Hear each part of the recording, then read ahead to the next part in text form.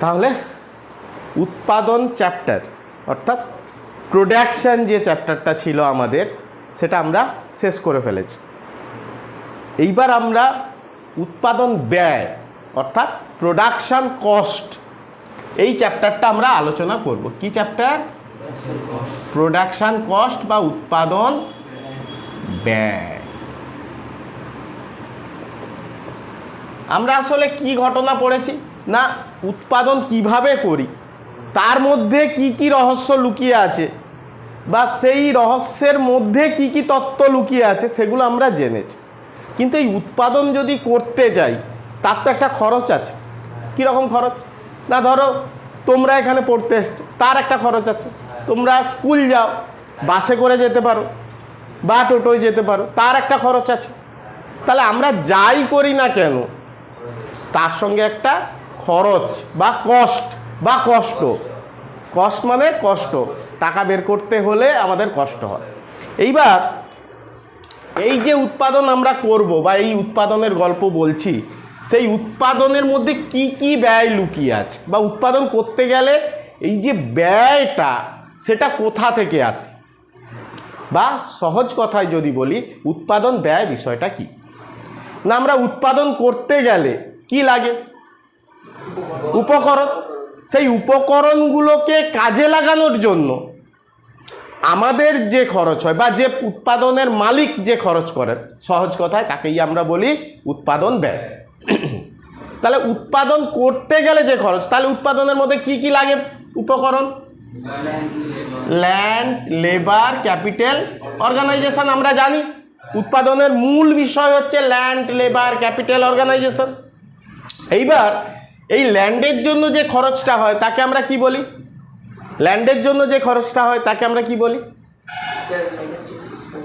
বলো। জমির জন্য খাজনা।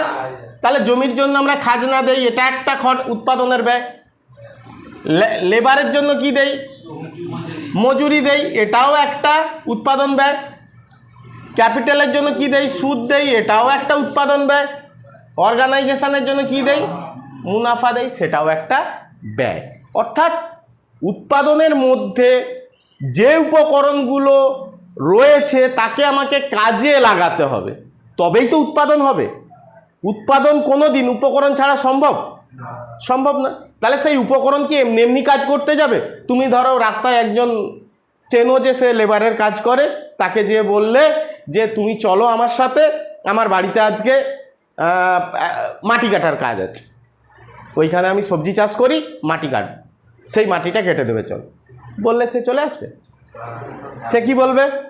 না, কত টাকা দিবে দিনের শেষে, কত হাজিরি দিবে, খরাকি না নি খরাকি, এই কথাগুলোর মধ্যেই লুকিয়ে সুদ, অর্গানাইজেশনের জন্য মুনাফা। এই চারটে বিষয়ই কিন্তু উৎপাদন করতে গেলে উপকরণকে তুমি যদি কাজে লাগাতে চাও তার খরচ হচ্ছে এইগুলো।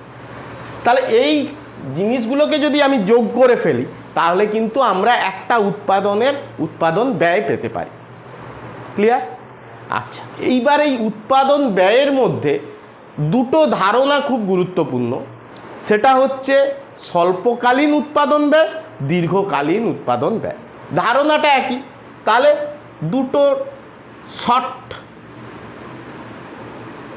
রান, আর একটা কি লং রান। শর্ট রানটা কি না, স্থির উপাদান স্থির থাকবে, সেইটার মাধ্যমে যেটা হয় সেটাকে আমরা কি বলি? Short run. অর্থাৎ আয়তনের কোনো পরিবর্তন করতে পারি না, এর আগেও আমরা উৎপাদনে পড়েছি। আর লং রানটা কি না, আমরা সব আয়তনের পরিবর্তন করতে পারি। ক্লিয়ার? এইবার ব্যয়ের মধ্যে দুটো ধারণা খুব ইম্পর্টেন্ট। সেই দুটো ধারণা হলো, এক অন্তর্নিহিত ব্যয়। কি ব্যয় বললাম? অন্তর্নিহিত ব্যয়। অন্তর্নিহিত ব্যয়, ঠিক আছে? নিহিত ব্যয়, বা ইংলিশে বলি ইমপ্লিসিট কস্ট।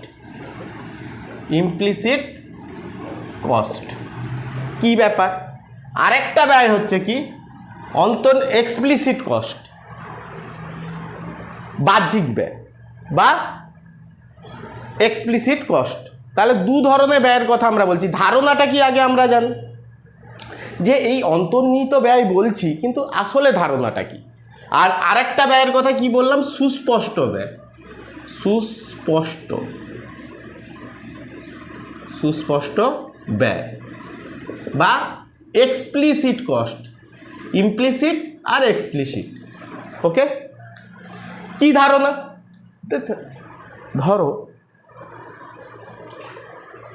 আমার বাড়ির নিজস্ব জমি আছে, আমি আমার জমিতে লেবার হিসাবে নিজেই কাজ করি,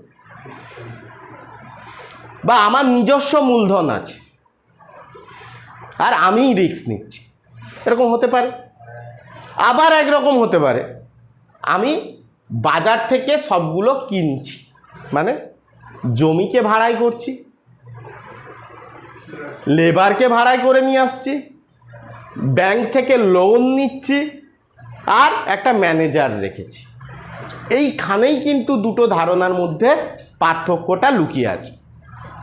যখন উপকরণের মালিকের নিজস্ব উপকরণ উৎপাদন কাজে লাগে, তখন তার জন্য যে খরচগুলো হয় সেই খরচগুলো কিন্তু চোখে দেখা যায় না, বা তুমি খুঁজলে পাবে না।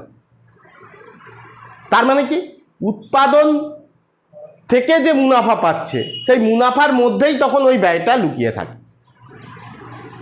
তখন এই ব্যয়টাকে আমরা বলবো কি, অন্তর্নিহিত, অর্থাৎ লুকিয়ে আছে এমন ব্যয়। ধরো আমি ফার্মের মালিক, আমি আমার জমিতে আমি নিজে পরিশ্রম করছি, তাহলে ওই টাকাটা কি আমি বলছি দিনের শেষে যখন ধান বিক্রি করে টাকা আসছে, আমি বলছি ও আমি তো লেবার হিসাবে কাজ করেছি 4 দিন, তাহলে আমার 300 × 4 1200 টাকা আমার এইখান থেকে পাওয়ার কথা, আমি সরিয়ে রাখি? নিশ্চয়ই হয় না। কিন্তু এইটা যদি আমি কোনো লেবারকে বাইরে থেকে নিয়ে আসতাম, তাহলে আমি বিক্রি যখন করব আলাদা কথা, বাট তাকে 3 দিন কাজ করলে 1200 টাকা মিটিয়ে দিতে হতো। তাহলে সেইটা কি আমার লাভ থেকে বা আয় থেকে যে টাকাটা এসছে, রেভিনিউ যেটা এসছে, সেখান থেকে বাদ চলে যেত। কিন্তু অন্তর্নিহিত ব্যয় দেখো, বা অন্তর্নিহিত ব্যয় কার মধ্যে লুকিয়ে আছে? কার মধ্যে লুকিয়ে আছে? উৎপাদন করে দ্রব্য যেটা বিক্রি করছে, সেই বিক্রি থেকে যে রেভিনিউ আসছে, লাভ বলছি না, রেভিনিউ আসছে, সেই রেভিনিউয়ের মধ্যেই লুকিয়ে আছে কি? তাহলে এই ধরনের ব্যয়কে আমরা কি বলবো না, অন্তর্নিহিত।